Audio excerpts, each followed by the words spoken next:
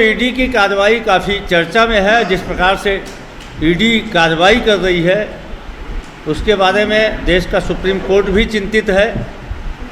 कुछ तथ्य हैं जो छत्तीसगढ़ में ईडी की कार्रवाई और ईडी के द्वारा जो तथाकथित रूप से छत्तीसगढ़ में 2000 करोड़ रुपए का शराब घोटाला हुआ है, ऐसा आरोप लगाया जा रहा है। उसके बारे में कुछ तथ्य हम आप सबके सामने प्रस्तुत करेंगे। मित्रों, ईडी की यह जो कार्रवाई है पूरी तरीके से मनगढ़ंत और कांग्रेस सरकार को बदनाम करने की सोची समझी साजिश है। मैं कुछ तथ्य, कुछ घटनाक्रम ईडी और आईटी की कार्रवाई के सिलसिलेवार आपके समक्ष प्रस्तुत करूंगा, जिसके आधार पर आप सब खुद समझ जाएंगे कि जो ईडी की कार्रवाई है पूरी तरीके से भारतीय जनता पार्टी की, केंद्र सरकार की राजनीतिक साजिश है। ईडी आसन्न विधानसभा चुनाव, छत्तीसगढ़ के होने वाले विधानसभा चुनावों को देखते हुए इस प्रकार की पूरी कार्रवाई कर रही है। ईडी की इस कार्रवाई की पटकथा लगभग 3 साल पहले ही शुरू हो गई थी, जब छत्तीसगढ़ में 27-28 फरवरी 2020 को आईटी के छापे पड़े थे। और आईटी के छापे में आईटी जब कुछ भी नहीं कर पाई तो आईटी के छापों के आधार पर ईडी की ये कार्रवाइयाँ शुरू की गई है।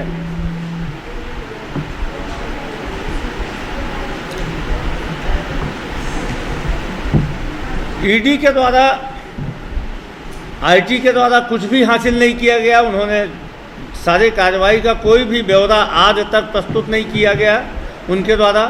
फिर उसके बाद आईटी के द्वारा कुछ एक जो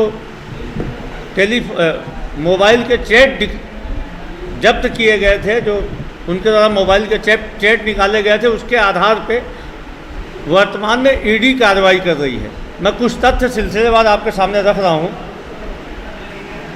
27-28 फरवरी 2020 को दिल्ली की आयकर टीम ने राज्य के शराब कारोबार से संबंधित 28 लोगों के यहाँ छापेमारी की कार्रवाई की थी। इतनी बड़ी कार्रवाई में बरामद चल अचल संपत्ति की आयकर विभाग द्वारा कोई भी जानकारी सार्वजनिक नहीं की गई और उस समय जो छापेमारी की गई थी पूरी तरीके से फेल साबित हो गए थे, जो 27-28 फरवरी 2020 को। उसके पश्चात सभी स्थानों में जो जब्त मोबाइल फ़ोन के रिकॉर्ड्स, व्हाट्सएप चैट के आधार पर सभी संबंधित लोगों को जिनके यहाँ आईटी ने उस समय कार्रवाई किया था उन सब से बयान लिया था। इसमें कुछ लोगों के बयान की कापी भी हमारे पास उपलब्ध है। ये जिन साथी को चाहिए उसको हम दिखा देंगे, आवश्यकता पड़ने पर हम आपको उसको मेल में भी उपलब्ध करा देंगे।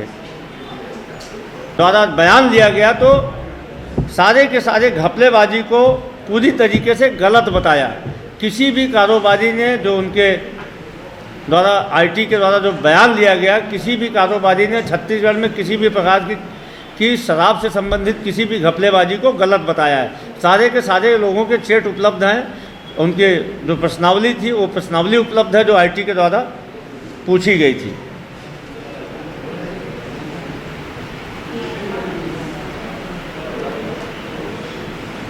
इसके बाद में ईडी ने, जब आईटी के पास में कुछ भी हासिल नहीं हुआ तो आईटी ने ये पूरी जो उनके पास में मोबाइल चैट थे उन मोबाइल चैट को ईडी को उपलब्ध करा दिया। और ईडी लगभग 2 से 2.5 साल तक इस मोबाइल चैट्स को अपने पास में दबा के बैठी हुई थी। वह इंतज़ार कर रही थी कि छत्तीसगढ़ में चुनावी साल चालू हो, चुनाव नज़दीक आए, उसके बाद में इस प्रकार के कार्रवाइयों का एक षड्यंत्र तैयार करके सरकार को बदनाम किया जाएगा। आईटी ने 2-2.5 साल पहले ही सारे मोबाइल चैट को उपलब्ध कराया था और वर्तमान में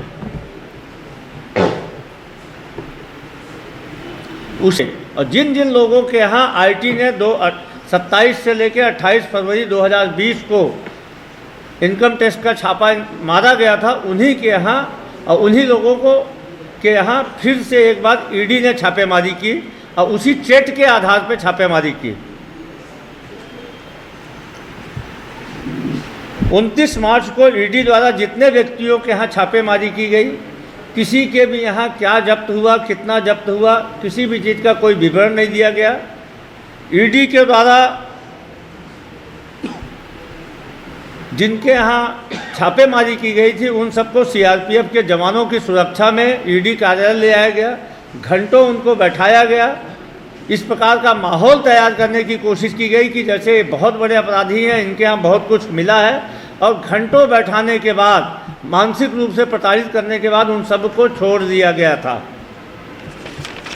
हस्ताक्षर करवाया, बयान स्वयं लिख के जबरिया हस्ताक्षर करवाया। सारे के सारे लोगों ने इस बात की तस्दीक की है।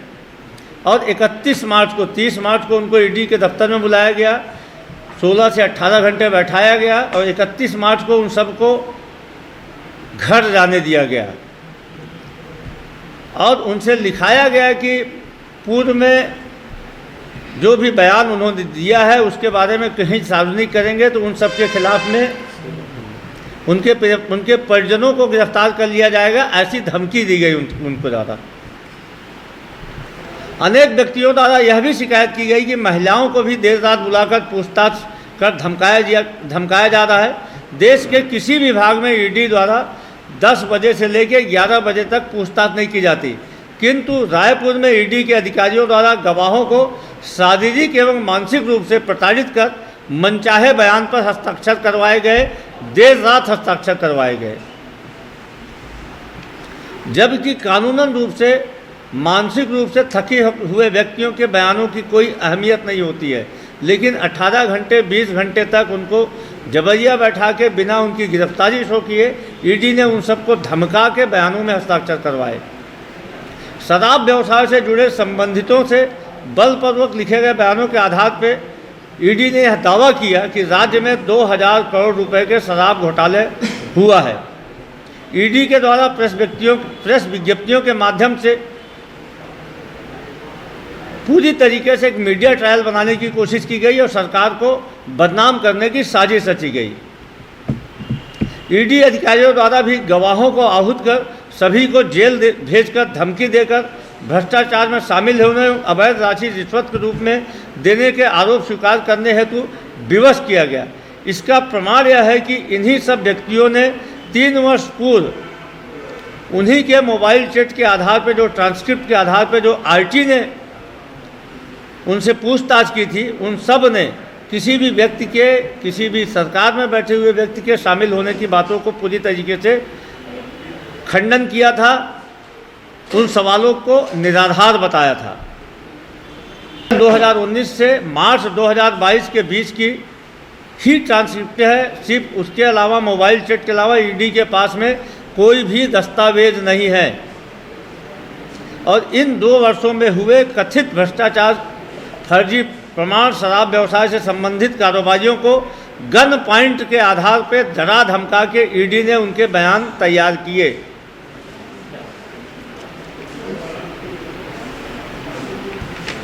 2020 में आयकर अधिकारियों द्वारा वर्ष 2020 में आयकर अधिकारियों द्वारा तथा 2023 में ईडी के अधिकारियों द्वारा मारे गए छापे पूरी तरीके से असफल होने, अवैध राशि प्राप्त होने के कोई साक्ष्य नहीं होने, इस खीज को छुपाने मात्र के लिए ईडी के अधिकारियों द्वारा अनवर ढेबर, नवीन केडिया और पप्पू ढिल्लन की लगभग 80 करोड़ की संपत्ति अटैच करने की जानकारी प्रेस के माध्यम से सार्वजनिक की गई। यहाँ उल्लेखनीय है कि उन तीनों परिवारों के दशकों से करोड़ों रुपए के ट्रांजैक्शन के कारोबार हैं, करोड़ों रुपए की उन सब की संपत्ति है, और जो ईडी ने उनकी संपत्ति जब्त की है उससे कई हजार गुना ज़्यादा उनकी नंबर 1 की उनकी अचल संपत्ति है। तो ऐसे में ईडी के द्वारा सिर्फ 80 करोड़ की संपत्ति जब्त करके यह बताना कि इन लोगों ने काली कमाई के आधार पर यह संपत्ति अर्जित की थी, पूरी तरीके से भ्रामक और बदनाम करने की साजिश है। इसके अलावा यदि ईडी के पास कोई भी साक्ष्य है, कोई भी डॉक्यूमेंट्री एविडेंस है, तो अदालत में उसको प्रस्तुत करे।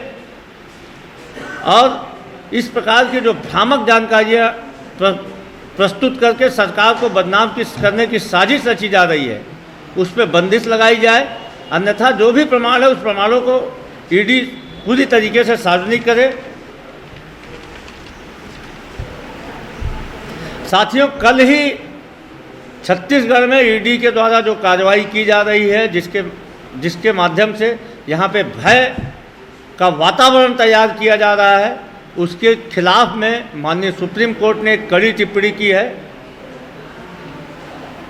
और यही नहीं, कल सुप्रीम कोर्ट के समक्ष में वरिष्ठ अधिवक्ता कपिल सिब्बल द्वारा राज्य सरकार का पक्ष रखते हुए बताया गया कि अनवर ढेबर, पप्पू ढिल्लन और सारे अधिकारी, लगभग 56 से अधिक अधिकारी जो जिनके तरफ से सुप्रीम कोर्ट में कपिल सिब्बल जी खड़े थे, उन्होंने बताया कि ईडी उनको प्रताड़ित कर रही है और इस मामले में सरकार में बैठे हुए लोगों, मुख्यमंत्री का नाम लेने के लिए दबाव बना रही है। तो इस प्रकार जो तथ्य सामने आए हैं, उन तथ्यों के आधार पे उन सारी चीज़ों को सिलसिलेवार हमने आप सबके समक्ष रखा है। यदि आप सबकी तरफ से कोई सवाल हो तो हम उसका जवाब देंगे। 2020 में जो आईटी की छापेमारी की गई थी, आईटी के द्वारा जो उस समय मोबाइल के चैट्स निकले थे, इसके अलावा ईडी के पास में कोई प्रमाण नहीं है। आईटी ने उस समय किसी का एक भी रुपए की संपत्ति जब्त करने का कोई आधार नहीं रखा, न कोई संपत्ति जब्त की। उसी चैट के आधार पर ईडी फिर से पूछताछ कर रही है और अभी तक 1 दर्जन से अधिक लोगों ने इस बात को बताया है। कल 56 से अधिक अधिकारी और इसके अलावा कपिल सिब्बल जी ने सुप्रीम कोर्ट में बोला कि बार बार मुख्यमंत्री का नाम लेने के लिए दबाव बनाया जा रहा है। कुछ दिन पहले आप सबके सामने ही एक कारोबारी, जिन्हें कि अनवर ढेबर, जिन्हें कि ईडी ने गिरफ्तार किया हुआ है, उन्होंने अदालत के सामने, भरी अदालत में कहा कि मुझे यह दबाव बनाया जा रहा है ईडी के द्वारा कि मुख्यमंत्री और उनके परिवार का नाम लो, अन्यथा तुमको और ज़्यादा फंसाएंगे। मुझे प्रताड़ित किया गया है, मैं इतना ज़्यादा प्रताड़ित हो गया हूँ कि मैं आत्महत्या तक कर सकता हूँ। मैं समझता हूँ कि गन पॉइंट का इससे बड़ा कोई उदाहरण नहीं हो सकता है। ढेबर और अनवर ढेबर, ये दोनों में अंतर है। अनवर ढेबर इस समय ईडी के द्वारा गिरफ्तार किए गए हैं। आर ढेबर शहर के सम्मानित महापौर हैं, उनको नहीं किया गया हो, लेकिन अनवर ढेबर ने स्वयं कहा है, अनवर ढेबर ने अदालत में कहा है, आप सबके माध्यम से ये सारी चीज़ें समाचार माध्यमों में सामने आई है कि उनको प्रताड़ित किया जा रहा है, मुख्यमंत्री और उनके परिवार का नाम लेने के लिए दबाव डाला जा रहा है। देखिए, बहुत सारे लोग हैं और मेरे पास में तो पूरी वो उपलब्ध है, जितने लोगों ने आईटी में जो अपना स्टेटमेंट दिया था, और सारे के सारे लोगों से जो सवाल है, उस सवाल में बाकायदा इंडिकेट करके मुख्यमंत्री जी का, उनके परिजनों का नाम लिया गया है और जवाब में उन लोगों ने इस चीज़ से इनकार किया है। यदि आप लोग चाहेंगे तो मैं उसको मेल करवा देता हूँ, या थोड़ा समय देंगे तो फोटोकॉपी करा के मैं उपलब्ध करा दूँगा। निश्चित तौर पे जो लोग भी राज्य सरकार से सुरक्षा मांगेंगे, ये हमारा नैतिक दायित्व है और हमारा संवैधानिक कर्तव्य है कि हम उनको सुरक्षा उपलब्ध कराएं। ऐसे लोगों को पूरी सुरक्षा दी जाएगी। लेकिन सवाल ये उठता है कि केंद्र सरकार के संरक्षण में सीआईएसएफ के सामने में यदि कोई व्यक्ति इस प्रकार की कार्रवाई कर रहा है, लोगों को उठा के ले जाया जाता है, बिना कारण के उनको ऑफिस में बैठाया जाता है और ऑफिस में बैठाने के बाद उनकी गिरफ्तारी नहीं शो की जाती है और दूसरे दिन उनको 18 घंटे 20 घंटे के बाद छोड़ा जाता है। उनसे बयान में जबरिया हस्ताक्षर करवाया जाता है, उनसे कोरे कागज़ में हस्ताक्षर करवाया जाता है और उनको यह भी धमकाया जाता है कि आप जो बोल रहे हो इसके बारे में यदि मुकरोगे या किसी और को बताओगे तो आपके परिवार के लोगों को भी फंसाएंगे। ये क्या बात हुई? आप सेंट्रल एजेंसी हैं या आप डाकू खड़ग सिंह हैं?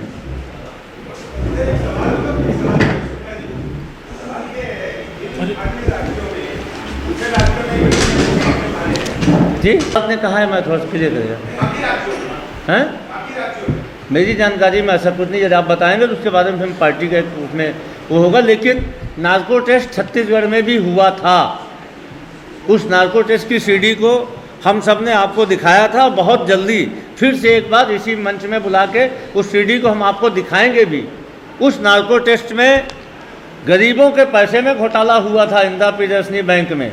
तत्कालीन मुख्यमंत्री डॉक्टर रमन सिंह से लेकर तत्कालीन गृह मंत्री, तत्कालीन 6 मंत्रियों को पैसा देने का खुलासा उस नार्को टेस्ट में मुख्य अभियुक्त ने किया था, उमेश सिन्हा। तो कार्रवाई तो उसमें नहीं हुई थी। हम फिर से उसकी भी उस नार्को टेस्ट करेंगे।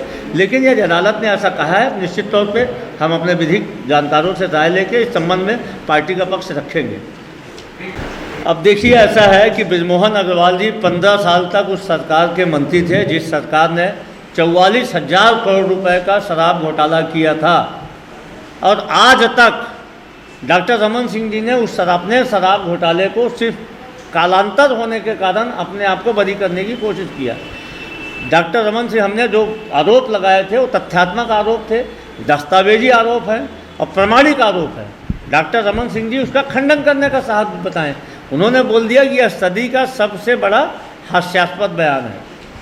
44,000 करोड़ रुपए का आपने घोटाला कर दिया, तो क्या सिर्फ समय बीत जाने मात्र से ही आप उस घोटाले से बरी हो जाते हैं? और उस घोटाले की प्रामाणिकता इसी बात की है कि जो उस समय का OSD था समुंदर राम सिंह, वो 2 साल तक जेल में था, सुप्रीम कोर्ट से जमानत में छूटा है। तो ऐसे में हम EOW से मांग करते हैं और हम माननीय मुख्यमंत्री जी से भी मांग करेंगे कि उस समय के मुख्यमंत्री, उस समय के आबकारी सचिव, उस समय के आबकारी मंत्री के खिलाफ भी जांच होनी चाहिए। बृजमोहन अग्रवाल जी को तो स्वयं मांग करनी चाहिए। जिस समय हमारी सरकार बनी तब से अभी तक, उस समय 3900 करोड़ रुपए प्रतिवर्ष, शराब नीति बदली होने के बाद 3900 करोड़ रुपए, 3,900 करोड़ रुपए, लगभग 4,000 करोड़ रुपए का राजस्व होता था। हमारी सरकार आने के बाद वही शराब नीति है, एक भी क्लास में परिवर्तन नहीं किया गया, दुकानें कम हुई हैं और शराब से मिलने वाला राजस्व 6,000 करोड़ रुपए हो गया। क्यों हो गया? कि हम लोगों ने ईमानदारी पूर्वक उस कार्य को करवाया, एक भी रुपए की कमीशन खोजी नहीं हुई। स्पेशल शराब निर्माताओं को खोज के हमने उनको लाभांश देने की कोशिश नहीं किया। इस कारण राज्य के राजस्व में बढ़ोतरी हुई। उस समय 4400 करोड़ रुपए का उनको घपला करना था, इसलिए उस समय राज्य का राजस्व कम हुआ था। यह स्पष्ट है कि घोटाला हुआ है। डॉक्टर रमन सिंह जी को इसका जवाब देना चाहिए, बृजमोहन अग्रवाल जी को इसका जवाब देना चाहिए। 4400 करोड़ रुपए का प्रमाणित पोस्टर लॉन्च करेंगे। दरअसल भारतीय जनता पार्टी राजनीति नहीं कर पा रही छत्तीसगढ़ में, मुद्दे नहीं बचे हैं जनता के, इसलिए जनता की पीड़ा को भी नहीं समझ पा रही है। जिस प्रकार से वातावरण ईडी ने तैयार किया हुआ है, कांग्रेस के नेताओं या कांग्रेस से संबंधित लोगों को ही नहीं परेशान कर रही है, वो राज्य के आम व्यवसायियों को परेशान कर रही है। राज्य के उद्योगपतियों को परेशान किया जा रहा है।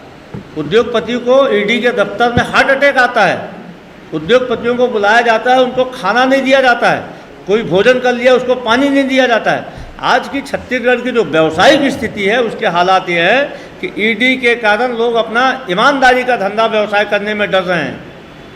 इतना ज़्यादा भय का वातावरण छत्तीसगढ़ में ईडी ने तैयार कर दिया है। सुप्रीम कोर्ट ने छत्तीसगढ़ के लोगों की भावनाओं की अभिव्यक्ति की है और निश्चित तौर पर यदि इसके बाद भी इस प्रकार के अतिवादी कार्रवाइयों पर अंकुश नहीं लगा तो हम सुप्रीम कोर्ट के अवमानना के लिए सुप्रीम कोर्ट के पास जाएंगे।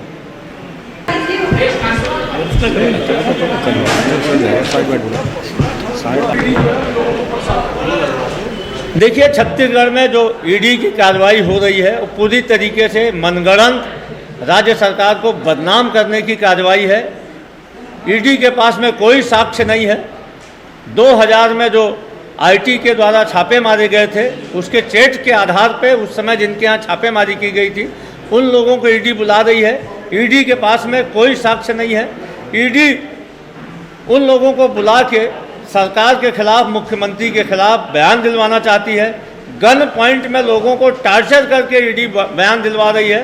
छत्तीसगढ़ में लगातार इस प्रकार का भय का वातावरण ईडी के द्वारा तैयार किया जा रहा है और इस बात का संतोष है कि इस मामले में सुप्रीम कोर्ट ने भी संज्ञान में लिया है और जब वरिष्ठ अधिवक्ता कपिल सिब्बल ने सारी वस्तुस्थिति को सामने रखा तो सुप्रीम कोर्ट ने भी प्रदेश में भय के वातावरण तैयार करने के खिलाफ में अपना आदेश दिया है, निर्देश दिया है। हम उसका भी स्वागत करते हैं। लेकिन इस बात का खुलासा हो गया कि ईडी लगातार छत्तीसगढ़ में कांग्रेस को बदनाम करने की साजिश रच रही है। चुनाव को नज़दीक देखते हुए ये सारी प्रक्रियाओं को पूरा किया जा रहा है। निश्चित तौर पे सुप्रीम कोर्ट के जो कथन हैं, सुप्रीम कोर्ट ने जिस चीज़ को कहा है वह हमारे उन आरोपों को अक्षरशः प्रमाणित करती है। हम तो शुरू दिन से कह रहे हैं कि इनके पास कुछ नहीं है। राजनीतिक रूप से कांग्रेस पार्टी का भारतीय जनता पार्टी की केंद्र सरकार मुकाबला नहीं कर पा रही है तो ईडी को सामने रख के इस प्रकार की कार्रवाइयाँ की जा रही हैं। लेकिन राजनीतिक दुर्भावनावश की कार्रवाई करते करते पूरे प्रदेश को प्रताड़ित करने का एक षड्यंत्र रचा गया है छत्तीसगढ़ में।